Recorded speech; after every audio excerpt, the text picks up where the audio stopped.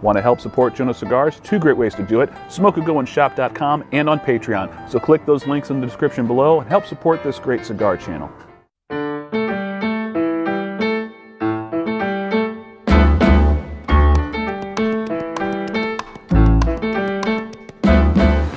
And good evening, ladies and gentlemen. Joe at Jonose Cigars back for another review as we move right along in this depressing month of February. Man, I hate winter, but we've got a cigar to cheer us up.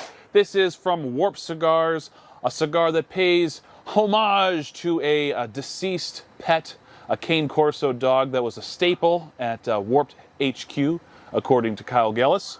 Kyle Gellis's beloved dog, Sarto. This is the Warp Cigars Sarto.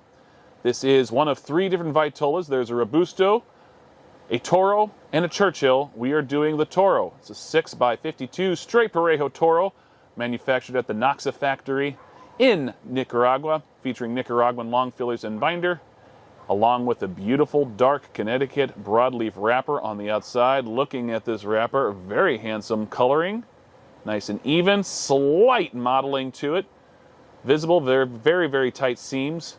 A little bit of toothiness on this wrapper, a little bit of a soft oil sheen. Nice looking roll and pack, medium firm pack. Pre-light aromas. Got some Tootsie Roll candy, some molasses, almost like caramel. Some dried fruit in there as well. Off of the foot. More of the same, really. A lot of Tootsie Roll.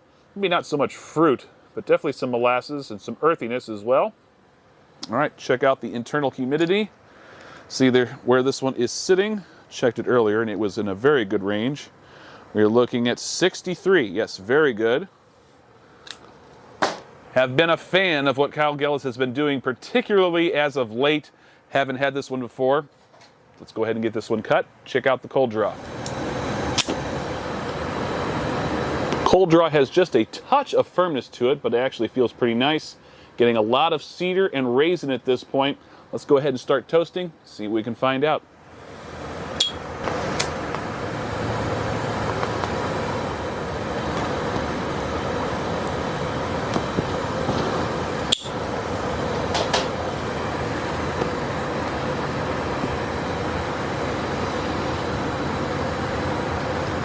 Off the first few puffs, very thick and chewy smoke texture.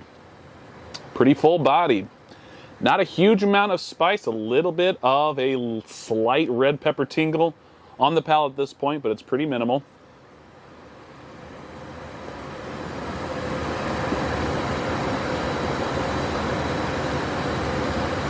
Also starting to get some bready / cookie-like flavors coming off of the draw. Very chewy, buttery sort of flavors.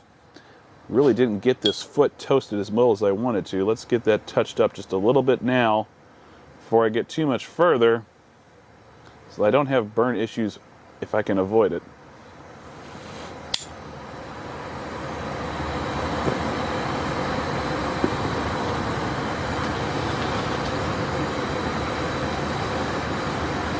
The retrohale does have some red pepper spice.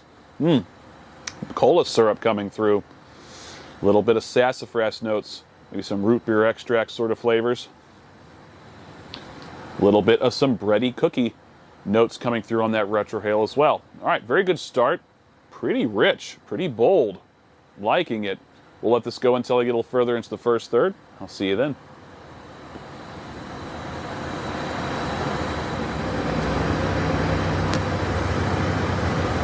All right, 10 minutes in, well into the first third. Got a little bit of a dip in the burn line there, but otherwise, not too bad. A little bit of a flake in the ash right there. Interesting. Good draw. A little bit on the firm side, but nothing that is egregious. Nothing even I would call negative. Just, it's in the realm that is acceptable, though it is on the firm side.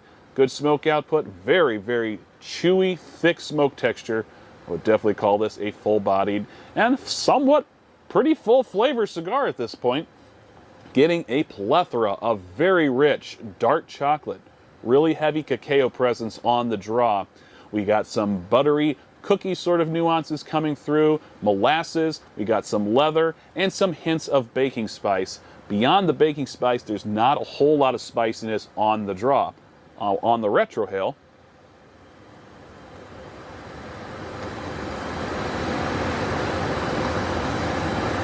there is definitely some red pepper spice. It's pretty sweet, kind of like a sweet cayenne, also mixing in with some very bright red cinnamon. There is still some molasses sweetness coming through on that retrohale, and a little bit of woodiness as well. Kind of wish the draw didn't hesitate quite so much. Like I said, it's a little bit on the firm side, and that's not really what bothers me. That smoke output, you kind of have to do a double puff on it to get some real good smoke presence on this one. That could change as we get a little further in. We'll let this go until I get about halfway through the cigar. I'll see you then.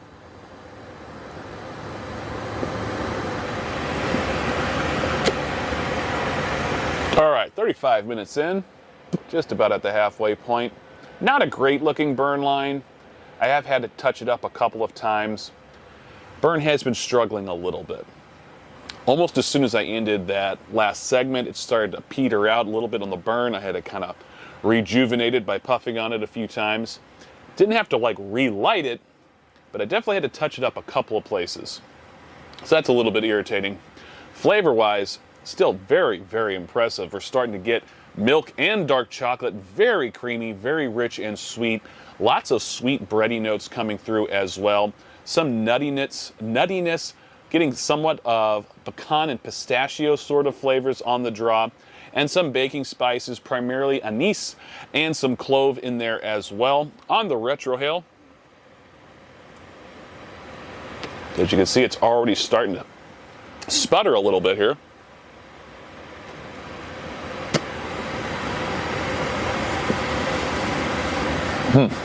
A very nice blend of baking spices, fragrant cedar, milk chocolate, white and red pepper spice. I like the flavor dynamic on this one a lot, and the smoke texture is very good.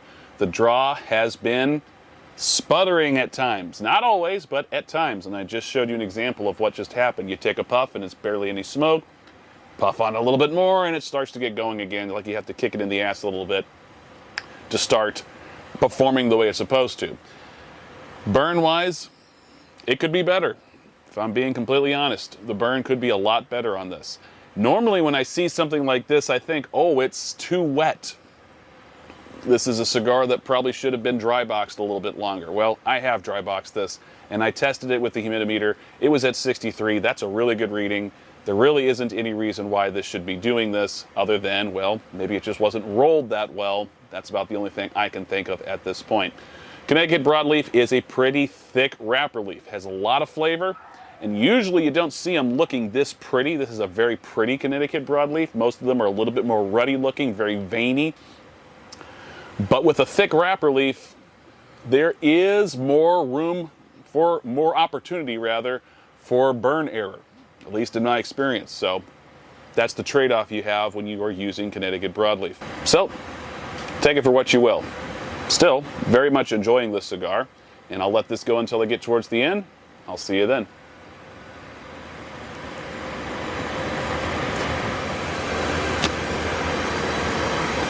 All right, hour and 20 minutes in. Still got quite a bit of cigar left. As you can see, still not a great burn. It's not terrible. Did have to touch it up a couple more times though. Biggest drawback with the cigar is the stuttering draw. When the draw is good, it's good. You got good smoke output, but oftentimes you have to do 2, 3, 4 puffs to get it going, which is annoying. Wish that wasn't the case, and wish the burn was a little bit better. Flavor-wise, even with all that stuttering and sputtering and hesitation, it still tastes really good. Flavors we are getting at this point, a little brown sugar sweetness, still got lots of chocolate, kind of going back and forth between dark and milk chocolate. It's really nice, kind of creamy. Got little bits of that bready sweetness coming through. Still getting that baking spices. Still getting some of that nuttiness that I was getting earlier. Still got a nice roasted pecan. Sometimes getting pistachio. And we are still getting a little bit of some pepper spice now on the draw. Weren't really getting a lot of pepper earlier in the cigar on the draw. That was mostly on the retrohale, but we're actually starting to get some nice savory black pepper on this draw. On the retrohale right now, there we go. Come on.